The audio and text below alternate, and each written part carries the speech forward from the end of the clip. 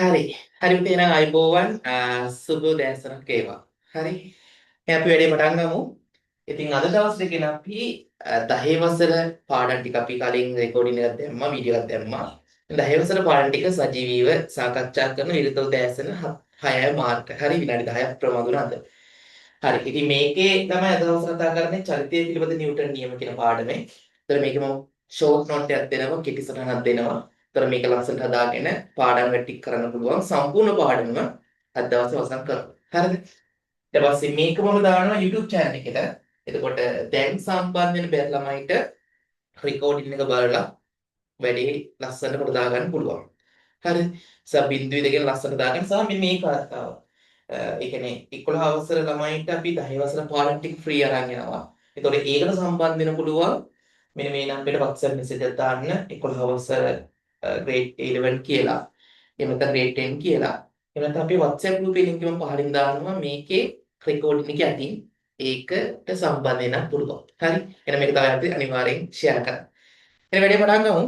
මාතෘකාවකදී 10 වසර පාඩමේ 10 වසර පොත් තියෙන 4 වෙනි පාඩම හතරවෙනි පාඩම. ඒ කියන්නේ චලිතය පිළිබඳ නිව්ටන් නියම තමයි මාතෘකාව තියෙන්නේ. චලිතය පිළිබඳ නිව්ටන් නියම තමයි තියෙන්නේ. හරි. මම මේ ගැන කතා කරන්න කලින් ඉතින් මුලින්ම මෙන්න මෙහිම දෙයක් කියන්න වෙනවා. හරිද? මේ ගැන කතා කරන කලින් මෙන්න මෙහිම දෙයක් කියන්න වෙනවා. මොකද්ද බලයක් කියලා කියන්නේ? බලයක් කියන්නේ මොකද්ද? එතකොට බලයකට මොනවද කරන්න පුළුවන්? ඒක ගැන ඉස්සෙල්ල කියන්න වෙනවා. ඉතින් බලයක් කියලා කියන්නේ හරි හොඳා ගන්න. බලයක් කියලා කියන්නේ මොකද්ද? එයාට මොනවද කරන්න පුළුවන්? දැන් බලයකට කරන්න පුළුවන් දේවල් කිව්වොත් මේවනේ.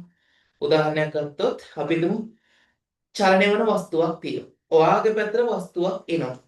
ඔයා බලයක් දෙන එක නවත්තනවා. හරිනේ.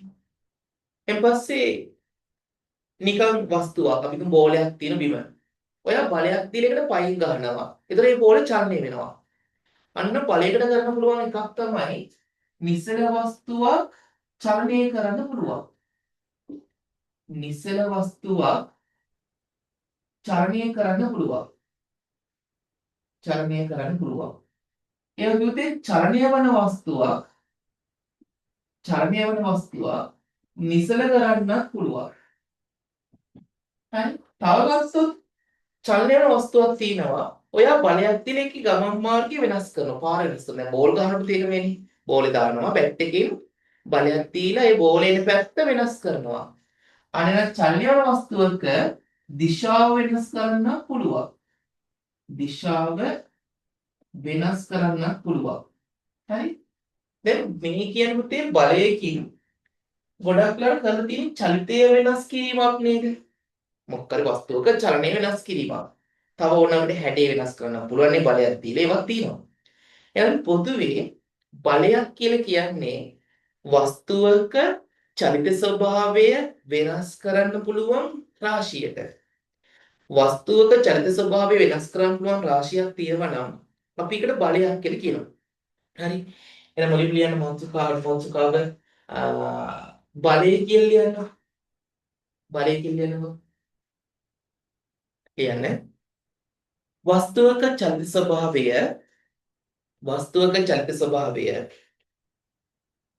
වෙනස් කළ හැකි රාශිය වස්තුවක චලිත ස්වභාවය වෙනස් කළ හැකි රාශිය බලයක් ලෙස හඳුන්වයි. බලයක් ලෙස හඳුන්වයි. හරි. ඊට පස්සේ අපි බලයකට වෙනම ලියුවක් කමන්නේ බලයකට එතන මෙතන බලයකට ක්‍රමයක් දාලා ඉතින් එක යට එක අර රූලේ මැදට පොඩ්ඩක් මැදට වෙන්න යන්නේ එක යට එක නිසල වස්තුවක් චලනය කළ හැක. නිසල වස්තුවක් චලනය කළ හැක. අංක 2 චලනය වන වස්තුවක් නිසල කළ හැක. චලනය වන වස්තුවක් නිසල කළ හැක. අංක 3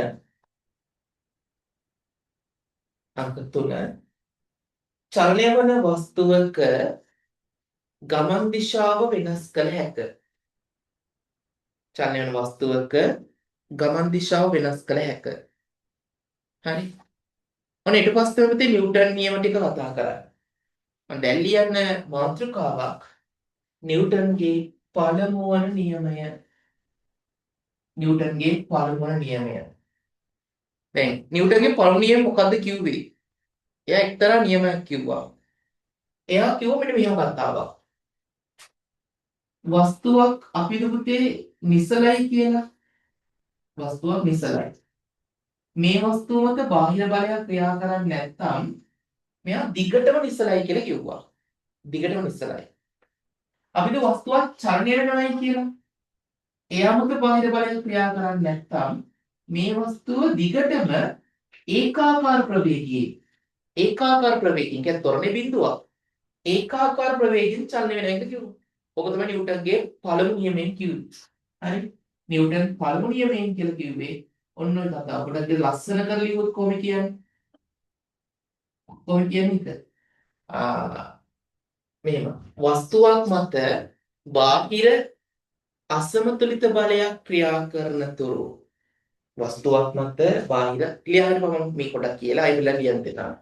බාහිර අසමතුලිත බලයක් ක්‍රියා කරන තුරු නිසල වස්තුවක් නිසලතාවයේ තියෙනවා. චලනය වන වස්තුවක් ඒකාකාර ප්‍රවේගයෙන් චලනය වෙමින් පවතිනවා කියන්නේ. හරි. දැන් ලියවෙන පළවෙනි නියමය වස්තුවක් මත බාහිර අසන්තුලිත බලයක් නැත්නම් බාහිර අසමතුලිත බලයක්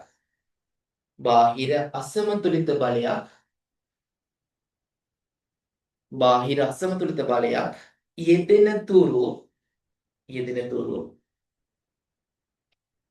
නිසල වස්තුවක්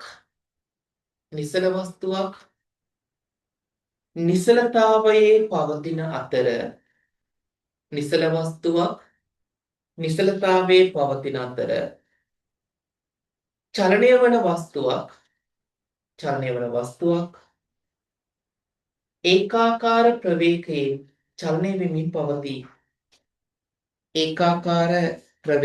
චලනය වෙමින් පවතී. ඒකාකාර ප්‍රවේගයෙන් චලනය වෙමින් පවතී. හරි. බාහිර බලයක් එළෙනතුරු නිසල වස්තුවක් දිගටම නිසලතාවයේ තියෙනවා. චලනය වන වස්තුවක් ඒකාකාර ප්‍රවේගයෙන් චලනය වෙමින් පවතිනවා. ඒක තමයි කිව්වේ. ඊට පස්සේ මුතේ මේ නිව්ටන්ගේ දෙවන නියමය. ඊළඟ මාතෘකාව නිව්ටන්ගේ දෙවෙනි නියමය. මෙන්න සාමාන්‍ය ප්‍රබන්ධයේදී නිව්ටන්ගේ දෙවෙනි නියමය කියන්නේ හරි සරල විදියට. හරිද? හැබැයි උසස් පෙළ පන්තියේදී ඒ ලෙවල් ක්ලාස් එකේදී ඔයා බයෝ හරි මැක්ස් හරි තෝරගත්තොත් ෆිසික්ස් අනිවාර්යෙන් කරන්න වෙනවනේ. එතකොට අර්ධයකින් වෙනස්. හරි. මම O level එක කියන්නම්, A level එකත් නිකන් කියන්නම්. එතකොට කවුරු හරි ආසාවෙක් ඉගෙන ගන්න කෙනෙක් ඉන්නවා නම් ඒක යන්තම් දැනගන්න පුළුවන්. හරි. මෙන්න මෙහෙම. මේක කියන්නේ නිව්ටන්ගේ දෙවෙනි නියමය කියන්නේ මෙන්න මෙහෙම. වස්තුවක් මත බලයක් දුන්නට පස්සේ අපි මොකද සිම්පල් M ස්කන්ධයක් තියෙනවා කියලා. එයාට බලයක් දුන්නට පස්සේ මෙයා ත්වරණයෙන් ගමන් කරනවානේ. බලයක් දුන්නාට පස්සේ මෙයා ත්වරණයෙන් ගමන් කරනවානේ. ඔය නිව්ටන්ගේ දෙවෙනි නියම කියන්නේ මෙහෙම. මෙන්න මේ කියන ත්වරණය මේ ලබා දෙන බලයට අනුලෝමව සමානුපාතිකයි. හරි. ඒ කියන්නේ මෙයා වැඩි වෙනකොට මෙයාත් වැඩි වෙනවා කියලා කියන්නේ. හරි. අනුලෝමව සමානුපාතිකයිලු. පෙබර සාකච්ඡා කරන දවසක් මම කියන්නේ අපි සාකච්ඡා කරනවා අද මේ අර පාඩම සාකච්ඡා ෂෝට් නෝට් එක හදන දවස් නේද? හරි. අනුලෝමව සමානුපාතිකයි. ඒ වගේම මේ කියන ත්වරණය ස්කන්ධයට ප්‍රතිලෝමව සමානුපාතිකයි. උති අනුලෝම කියන මෙහෙම එකක්. එක්කෙනෙක් වැඩි වෙනකොට අනිත් එක්කෙනත් වැඩි වෙනවා නම් අපි කියනවා අනුලෝමයි කියලා කියනවා. එක්කෙනෙක් අඩු වෙනකොට අනිත් එක්කෙනත් අඩු වෙනවා නම් අපි කියනවා ඒත් අනුලෝමයි කියලා කියනවා. එහෙනම් ප්‍රතිලෝමයි කියන්නේ මොකක්ද? එක්කෙනෙක් වැඩි වෙනකොට තව එක්කෙනෙක් අඩු වෙනවා. හරි. ඒක ප්‍රතිලෝමයි. එහෙම නැත්නම් එක්කෙනෙක් අඩු වෙනකොට අනිත් එක්කෙනා වැඩි වෙනවා. එයා ප්‍රතිලෝමයි. එහෙනම් නිව්ටන් කියනම කතාවක් කිව්වා මේ දෙන්නම සම්බන්ධ කරලා අපිට මෙහෙම එකක් ගන්න පුළුවන්. F සමානුපාතිකයි A සමානුපාතිකයි F බෙදීම M. හරි. මේක අයින් කරද්දී සමානුපාතික නියතයක් ගන්න. K කියන්නේ සමානුපාතික නියතයක් නම් මෙයා සමානුපාතික නියතයක් නම් A සමානයි K වාරයක් F බෙදීම M. එහෙනම් මෙතන එනවා F සමානයි හරි F සමානයි මම මේක නැත්තම් මෙතන මේ පැත්තට සමානුපාතික නියතය දාන්නම්. ඔයාලට කැමති එකක් දාන්න පුළුවන්. මේ පැත්තට සමානුපාතික නියතය දාන්න. K කියලා. ඒ වුණත් F සමානයි K වාරයක් M A කියලා. හරි. සමානුපාතික නියතයක් නෙමෙයි. හරි. ලියන්නේ පස්සේ ලියන්න නිව්ටන්ගේ දෙවෙනි නියමය ලියන්න. දෙවෙනි නියමය ලියන්න. වස්තුවක් මත ක්‍රියා කරන නෑ මෙහෙම ලියන්න. මෙම අපි මේක ඉස්සෙල්ලා ලියමු. යන වස්තුවක් සිම්පලෙන් වස්තුවක් මත සිම්පලෙන් වස්තුවක් මත F බලයක් ලබා දුන් පසු F බලයක් ලබා දුන් පසු ඒ සිම්පල් A ත්වරණයෙන් ගමන් කරන අවස්ථාවක් සැලකමු. ඒ සිම්පල් A ත්වරණයෙන් ගමන් කරන අවස්ථාවක් සැලකමු. හරි. දැන් නිව්ටන්ගේ දෙවෙනි නියමය මොකද කිව්වේ? දෙවෙනි නියමය කිව්ව දෙවෙනි නියම එකක් මෙයාට මෙයාගේ ත්වරණය ලබා දෙන බලයට අනුලෝමව සමානුපාතය කිව්වා. මෙයාගේ ත්වරණය ස්කන්ධයට ප්‍රතිලෝමව සමානුපාතය කිව්වා. ඔක ඔලපන්තිදී කියන නියමය. හරි. දෙයක් වස්තුවේ ත්වරණය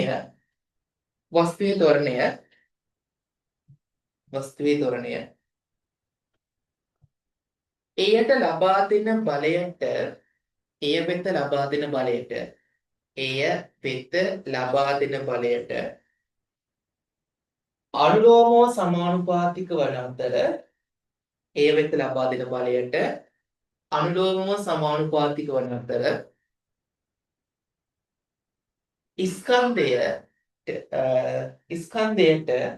ස්කන්ධයට ප්‍රතිලෝමව සමානුපාතික වේ. ස්කන්ධයට ප්‍රතිලෝමව සමානුපාතික වේ. හරි. මෙන්න මේ රූප සම්පත ගන්න ඉක්මනට. මේ රූප සම්පත ගන්න ඉක්මනට. ඇඳගෙන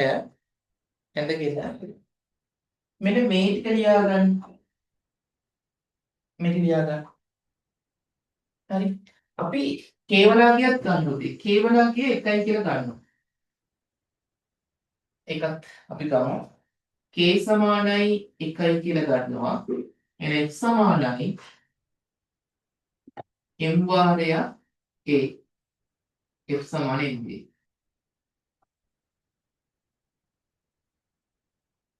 F සමානයි MB. හරි. විනාඩි දෙකක් දෙන්න. ඉක්මනට බෝඩ් එකකින් ලියා ගන්න.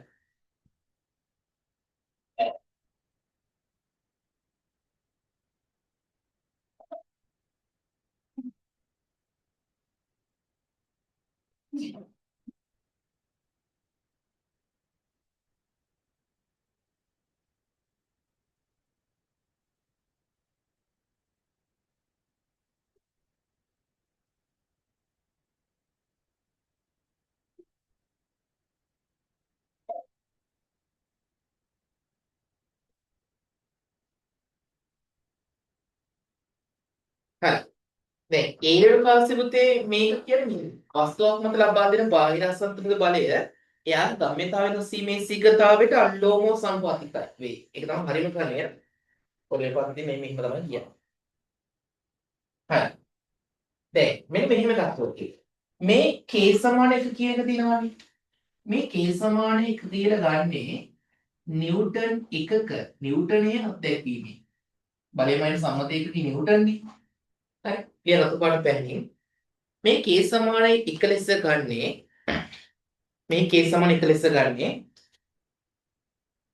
නිව්ටනයේ අර්ථ දැක්වීමෙන්ය.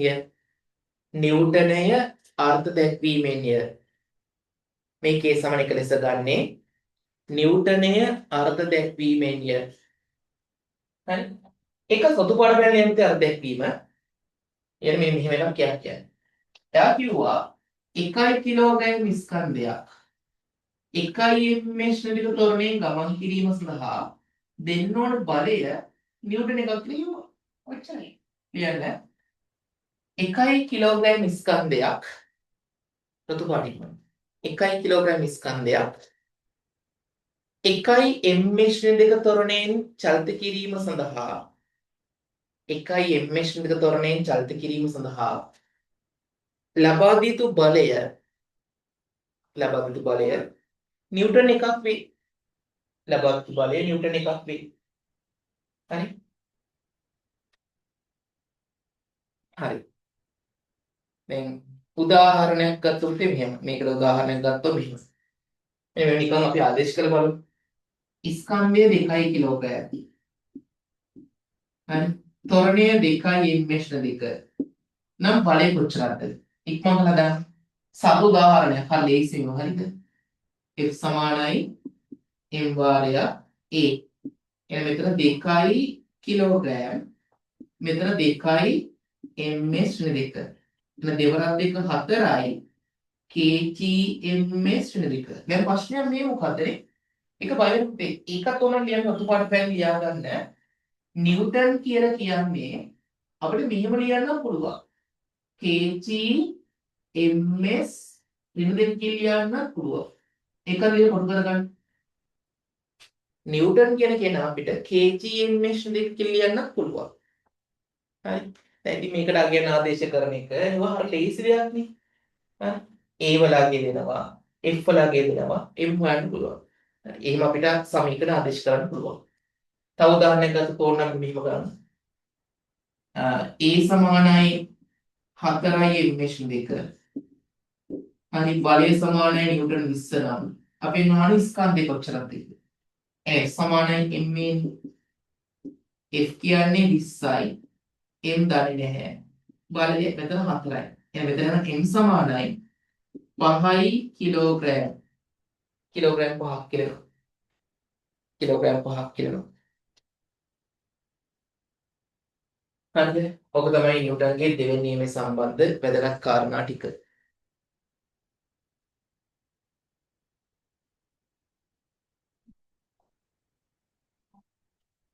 හරි. එක්ම ලියාගන්න එක.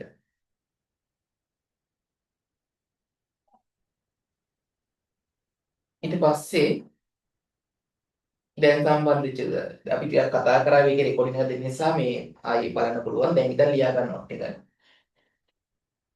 හරි. කියන මාතෘකාවද නිව්ටන්ගේ තුන්වන නියමය. නිව්ටන්ගේ තුන්වන නියමය. මාතෘකාලිය නිව්ටන්ගේ තුන්වන නියමය. නිව්ටන්ගේ තුන්වන නියමය මෙන්න මෙහෙම. හරි. අපි ඒ දවස් මොකද කියන්නේ අර කළ දේ ඵලඵල දේ කියලා. ඒ කියන්නේ ඕනෑම ක්‍රියාවකට විශාලත්වයෙන් සමාන වූද දිශාවෙන් ප්‍රතිවිරුද්ධව ප්‍රතික්‍රියාව පවතී. ඔයා පාඩම් කළොත් හොඳ රිසල්ට් එකක් දාන්න. ආ පාඩම් කර නැතුනොත් ඔයා උදාස් වෙනවා. තමන් කරන දේ තමයි ප්‍රතික්‍රියාව ලැබෙන්නේ. හරිද? දැන් නිව්ටන් තුන්වෙනි නියමය කියන්නේ ඒවත් කතාවක්. ඕනෑම වස්තුවක් මත ක්‍රියා කරන අපි මොකක් හරි ක්‍රියාවක් දුන්නයි කියලා. ඒ ක්‍රියාවට විශාලත්වයෙන් සමාන වෙච්ච දිශාවෙන් ප්‍රතිවිරුද්ධ වෙච්ච ප්‍රතික්‍රියාවක් පවතිනවා. හරි ලියන්නේ නා.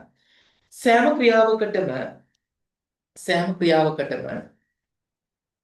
විශාලත්වයෙන් සමාන වූද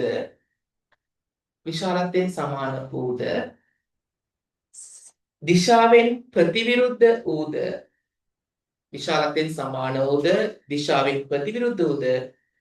ප්‍රතික්‍රියාවක් පවතී. විශාලත්වයෙන් සමාන වූද දිශාවෙන් ප්‍රතිවිරුද්ධ වූද ප්‍රතික්‍රියාවක් පවතී. හරි. දැන් උදාහරණයක් පුතේ ඔයා බෝඩ් එක ඔයා ඉන්න මේසෙ තල්ලු කරවන්න පල්ලෙහාට. එතකොට ඇයි පල්ලෙහාට යන්නේ නැත්තේ? මේසෙ මගින් ඔයාගේ අත මතත් බලයක් දෙනවනේ. මේසෙ මගින් ඔයාගේ මතම බලයක් දෙනවා. ඔයා හයියෙන් ඩෙස්ක් එකට ගහන්න. එහෙම කරන්න එපා හරි. මොකද වෙන්නේ? ඔයාට ෆ්‍රී දෙනවා. ඇයි? ඔයා ක්‍රියාවක් දෙන ඩෙස්ක් එකට ගහනවා. ඒ හා සමාන ප්‍රතික්‍රියාව ඩෙස්ක් එකෙන් ඔයාගේ අත මත ලබා දෙනවා. අන ප්‍රතික්‍රියාව. ප්‍රතික්‍රියාවක් දෙනවා. දැන් ඔරු පදින මොකද වෙන්නේ? අර හබල පිටිපස්ස තල්ලු කරන්නේ. අන්න පිටිපස්සට අදිනකොට මොකද වෙන්නේ? වතුරෙන් ඔයා ජලය පිටිපස්සට දිනවා.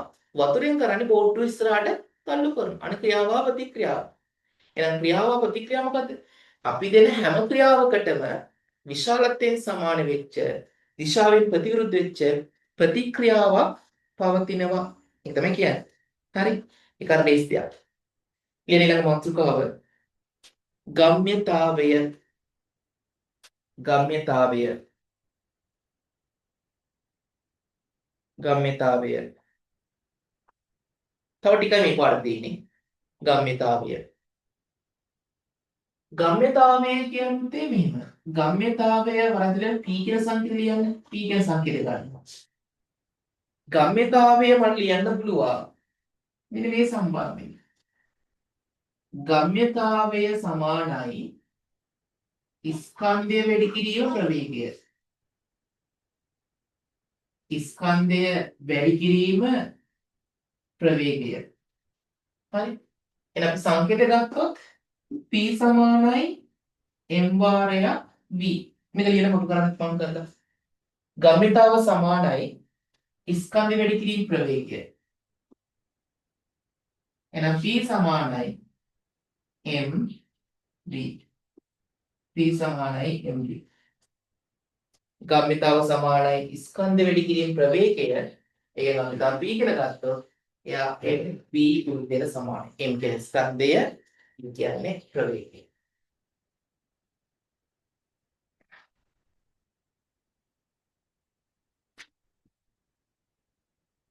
පුළුවන් නම් ලයිව් ක්ලාස් එකෙන් උත්සාහ කරන්න. ඒක වඩාත් හොඳයි. හරිද? ඒකට පන්තියක් නම් ඒකට පන්තියක් නම් කරන්න දෙයක් නැහැ. පස්සේ රෙකෝඩින් බලන්න. ලයිව් ක්ලාස් එකේ උත්සාහ කරලා ඒකට වඩාත් හොඳයි. ඒක පැහැදිලිව ඒ වෙලාවට ඉගෙන ගත්තා. ඒක තමන්ගේ වැඩක් කරගත්තා. හරි. මේව. මෙයාට ඒකක මොකද්ද? ගම්මිතාවේ ඒකක. මොකක්ද? ස්කන්ධය නම් කිලෝග්‍රෑම් නේ. ප්‍රවේගය නම් ms ඍණ 1. එහෙනම් ගම්මිතාව ඒකක වෙන්නේ kg ms ඍණ 1. එහෙනම් ගම්මිතාව ඒකක kg ms ඍණ 1. kg ms ඍණ 1. ගම්මිතාව ඒකක වෙන්නේ kg ms ඍණ 1.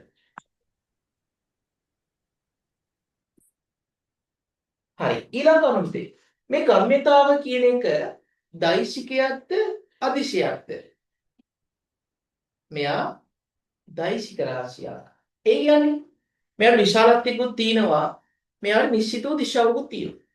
මෙයාගේ දිශාව වෙනකොට ප්‍රවේගයේ දිශාව.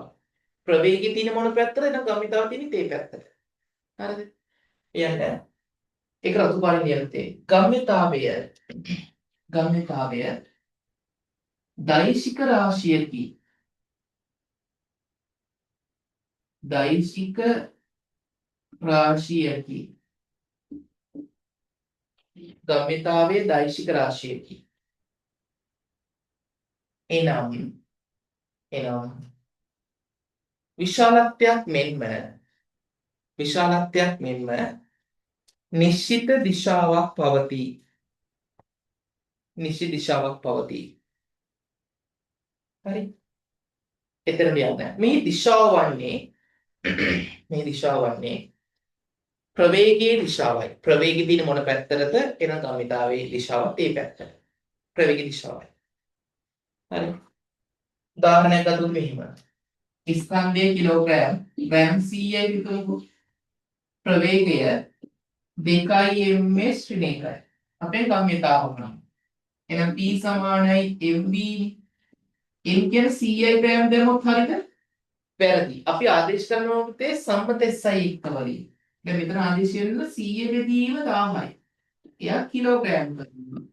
ප්‍රවේගය 100 බෙදීම 1000යි කිලෝග්‍රෑම්. මෙයා ස්කන්ධය ආදේශ කරනකොට ඒක අනිවාර්යෙන් පුතේ ආදේශය වෙන කිලෝග්‍රෑම් වලින්. සම්මත SI එකකේ. හරි. ඒ කියන්නේ මේ කියන ග්‍රෑම් 100 කිලෝග්‍රෑම් කරන 1000න් බෙදන්න ඕනේ.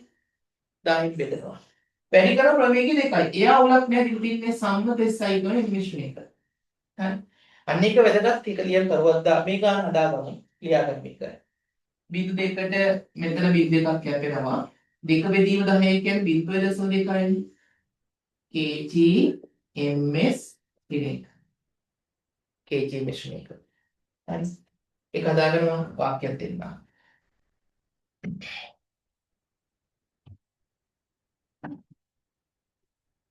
හරි. ලියන්න.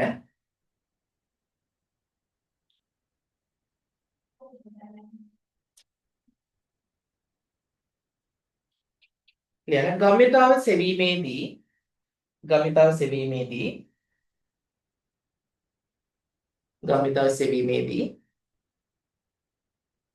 මෙම පදවලට අගයන් ආදේශ කිරීමේදී සම්මත SI ඒකකයෙන් ආදේශ කළ යුතුය. ඒ ස්කන්ධයමය සම්මතයේ ග්‍රෑම් නෙමෙයි කිලෝග්‍රෑම්. කිලෝග්‍රෑම් වලින් ආදේශ වෙනවා. ප්‍රවේගමය සම්මතයේ එම්එෂන් එක. එම්එෂන් වලින් ආදේශ වෙනවා. හරි. හරි. එන් පස්සේ අපේ අන්තිම මාතෘකාව තව පොඩි මාතෘකාවක් තියෙන ඉතින් එතනින් ඒක ඉවරයි. හරි. අස්සර වැඩි යොදා ගන්න පුළුවන්. කියන්නේ ස්කන්ධය හා බර.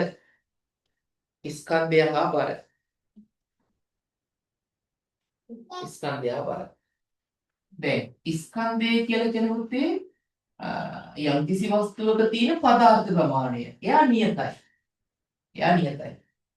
ඒතර බර කියලා කියන්නේ අපි ඒක රසන ඉන්දියා කොටසේ කතා කරමු. පිළිකුල. බර කියලා කියන්නේ පුතේ ස්කන්ධය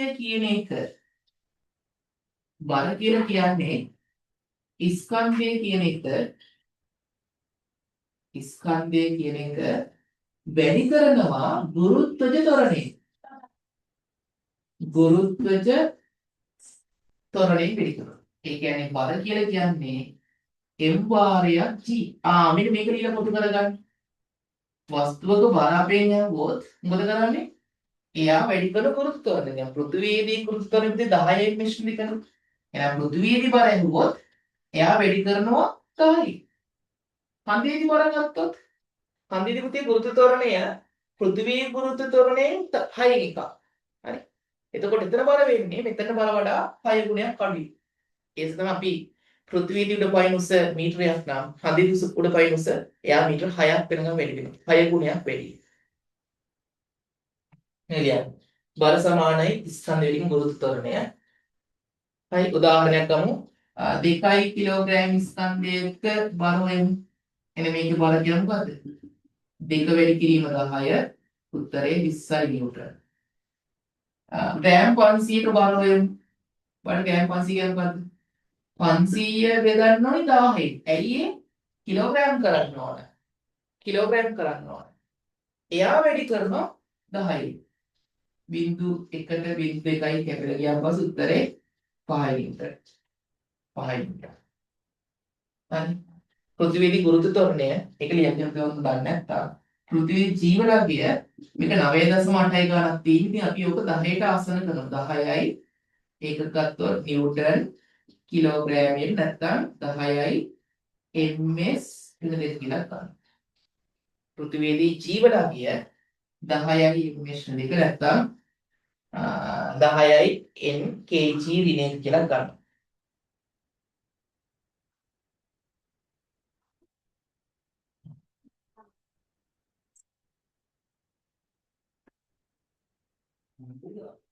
හරි. දැන් හන්දේදී වගේ ගත්තොත් මොකද වෙන්නේ? ඉතින් හන්දේදී ගුරුත්වත්වරණය පෘථිවිය වගේ හයින් එකක්. ඒක බලපානවා පෘථිවි ස්කන්ධය බලපානවා මේකට. ඊපස්සේ හන්දේ ස්කන්ධය ගොඩක් පොඩි මෙයාට පෘථිවියට වඩා. ඊපස්සේ පෘථිවියේ අරය බලපානවා. හරි පෘථිවියේ නිෂ්කම්භය ගත්තොත් කිලෝමීටර් 48000ක් වගේ තියෙනවා. මම මතක විදියට හරි. ඊපස්සේ හන්දේ නිෂ්කම්භය ඊට වඩා ගොඩක් අඩුයි. අන්නේ ස්කන්ධයට ඒ කියන්නේ ස්කන්ධය සහ ඒකේ තියෙන අරයන් බලපානවා ගුරුත්වත්වරණය හැටියට.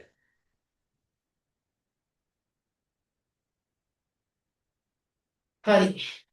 එහෙනම් ඕක තමයි අපේ පළවෙනි පාඩම. මේ ලයිව් ක්ලාස් එක කතා කර අපි කලින් චරිතය පාඩම දැම්මොත් දැන් මම මේක රෙකෝඩින් එකත් අප්ලෝඩ් කරනවා YouTube එකට. හරි එතකොට බලපු නැති ළමයිට බලන්න පුළුවන්. අපේ ලයිව් ක්ලාස් සම්බන්ධයෙන් අනිවාර්යෙන් පහලින් YouTube එකේ අප්ලෝඩ් කරලා පස්සේ මම පහලින් දාන WhatsApp group එක link එක. ඒකෙන් සම්බන්ධ වෙන්න පුළුවන්. එතකොට Zoom ක්ලාස් එකත් එක්ක ලයිව් සම්බන්ධ වෙන්න පුළුවන්. හරි. දැන් ඔහොමම ඔක තියෙන මිශ්‍ර අභ්‍යාසික කරන්න. අනිවාර්යෙන් පොත තියෙනවනේ. ඒකේ තියෙන මිශ්‍ර අභ්‍යාසික කරන්න. කරලා ඒක දැන් තහවුරු කරගෙන පොත පැත්තකින් තියන්න. එතකොට ආයි පාරක් මේක බලන්න අවස්ථාවක් නැහැ. හරි. ආයි බහලා අපිට පාඩම් කරනකොට මේක පාරක් බලනවා. දැන්ම මිශ්‍ර අභ්‍යාසය ගන්න. මේ වෙලාවම මිශ්‍ර අභ්‍යාස දනියම කරගෙන යන්න.